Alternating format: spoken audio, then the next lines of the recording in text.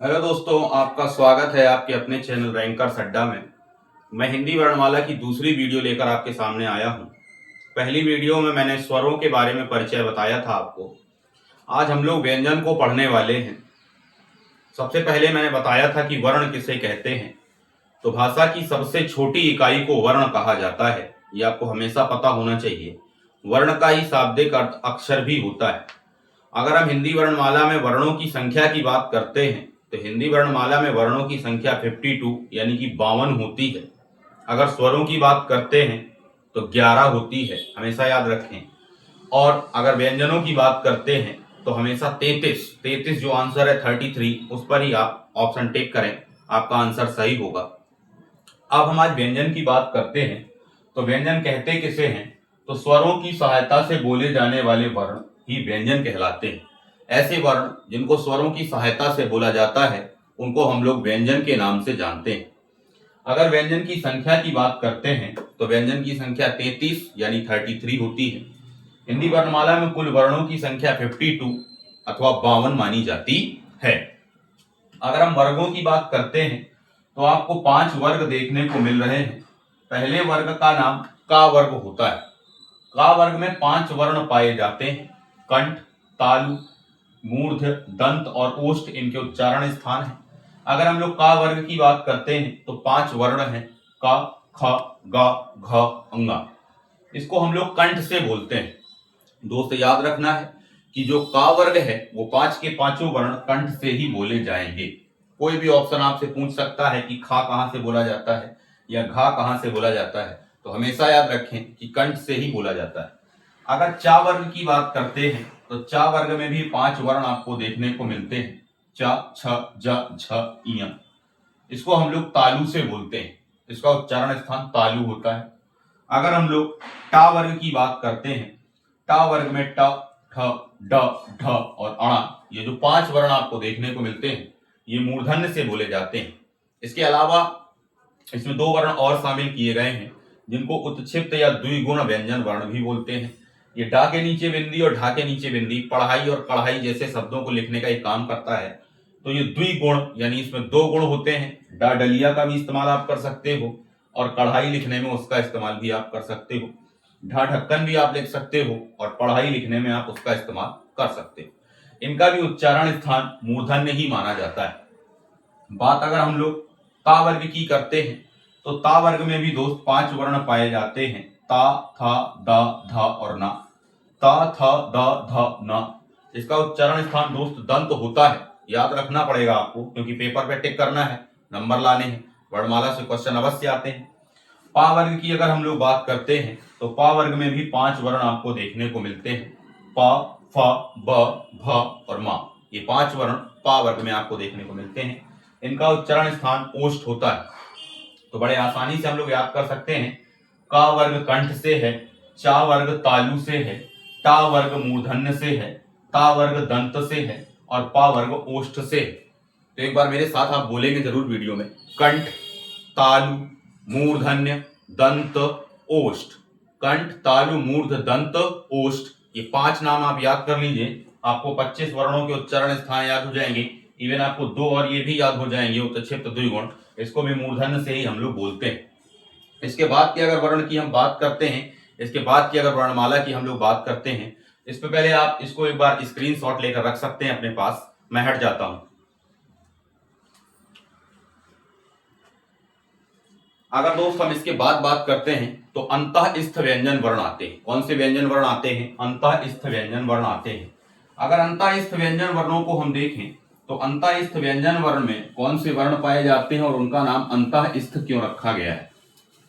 जब भी आप कोई वर्ण बोलते हैं, याद से ध्यान से सुनिएगा इस बात को।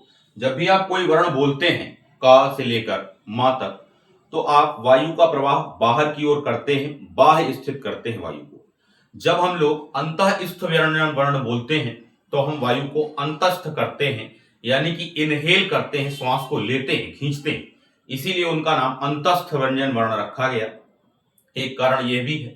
दूसरा कारण यह भी है कि इनको स्वर तथा व्यंजनों के मध्य रखा गया है। जो या यज्ञ हो, रा रथ हो, ला लड्डू हो या वा वकील हो, ये स्वर और व्यंजनों के सहयोग से ही मिलकर बने हैं। इसलिए भी इनको अंतःस्थ व्यंजन वर्ण कहा जाता है। आइए देखते हैं अंतःस्थ व्यंजन वर्ण क्या होता है।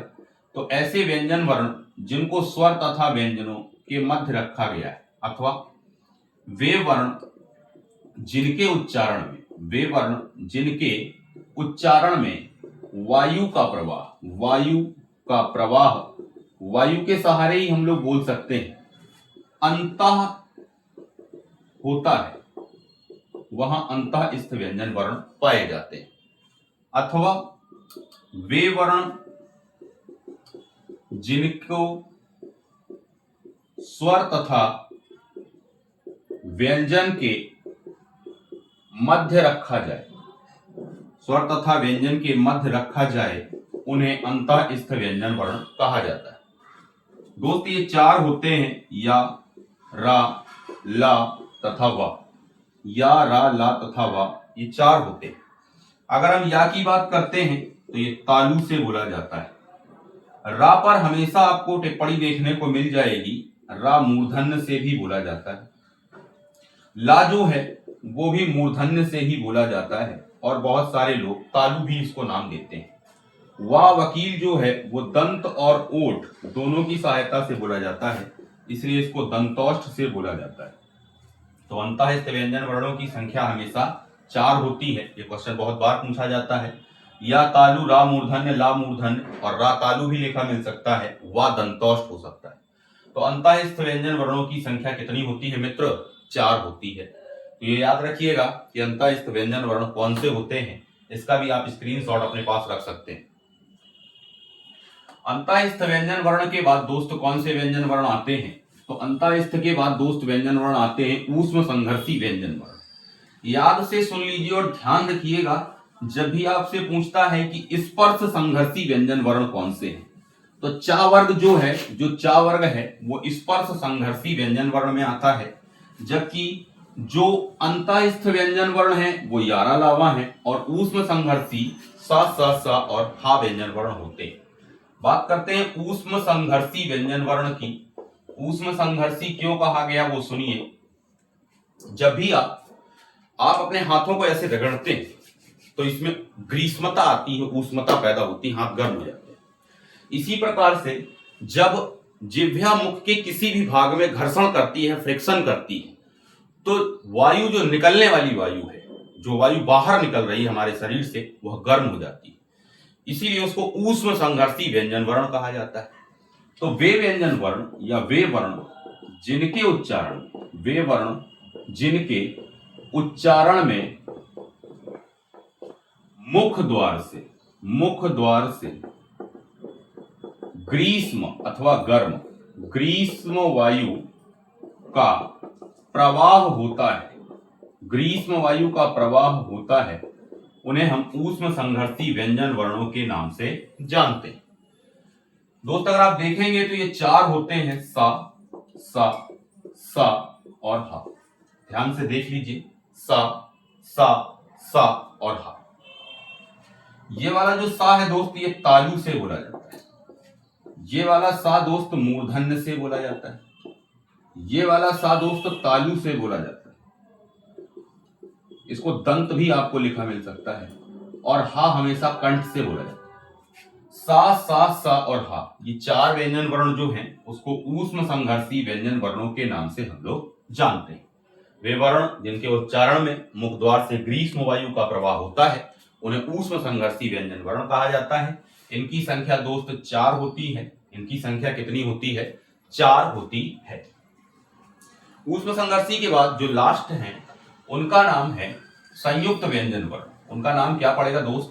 संयुक्त व्यंजन वर्ण। यानी कि ऐसे व्यंजन वर्ण जो 2 वर्णों के सहयोग से मिलकर बने हैं, या 2 व्यंजनों के सहयोग से मिलकर बने हैं, उनको संयुक्त व्यंजन वर्ण भी हम लोग कहते हैं। याद रखिएगा, वर्ण तो सभी के सभी स्वरों की सहायता से ही मिलकर बने हुए होते हैं, पर जो 2 व्यंजनों की सहायता से मिलकर बन जाए उनको संयुक्त व्यंजन नाम देना पड़ता है। वैसे तो सभी के सभी वर्ण सहयोग किसका लेते हैं? स्वरों का सहयोग लेते हैं, परंतु जो संयुक्त हैं वो व्यंजनों का ही सहयोग लेते हैं। अगर हम बात करते हैं संयुक्त व्यंजन वर्ण की, तो वे वर्ण संयुक्त व्यंजन वे वर्ण जो दो व्यंजनों के सहयोग से बने हो, वे वर्ण जो दो व्यंजनों के सहयोग से बने हो, उन्हें संयुक्त व्यंजन वर्ण कहा जाता है। इनकी संख्या भी 4 होती है। अगर हम बात करते हैं छा छत्री की, तो ये का प्लस सा के सहयोग से देखने को आपको मिलेगा। अगर हम बात करते हैं त्रा त्रिशूल की, तो ये ता और रा के सहयोग से देखने को मिलेगा। यदि हम बात करते हैं ज्ञा ज्ञानी की, तो ये जा और इया के सहयोग से आपको देखने को मिलेगा। यदि हम बात करते हैं श्री की, तो ये सा और रा के सहयोग से आपको देखने को मिलेगा। तो संयुक्त व्यंजन वर्णों की संख्या भी 4 है और ये 2 व्यंजनों की सहायता से मिलकर बने हुए। इस प्रकार से बेटा वर्णमाला पूरी खत्म हो गई। यहां तक हम लोगों ने संयुक्त व्यंजन वर्णों को पढ़ लिया है। ये वर्णमाला की दूसरी वीडियो है। अगर आप दोनों वीडियो को देख लेते हैं तो आपके पेपर में जो भी क्वेश्चन आने की संभावना है वो पूरी हो सकती है। मैं तीसरी वीडियो हिंदी के विकास की लेकर आऊंगा कि हिंदी भाषा को कैसे उत्पादित किया गया, कौन कौन सी भाषाओं के द्वारा चलकर हम हिंदी तक पहुंचे हैं और कितनी बोलियां भारत में हैं जो अपभ्रंश के अंतर्गत आती हैं। संस्कृत से लेकर आधुनिक हिंदी तक का जो सफर है वो अगली वीडियो में आपको देखने को मिलेगा। वीडियो को अवश्य देखते रहें, सब्सक्राइब करें, लाइक करें, शेयर करें। धन्यवाद।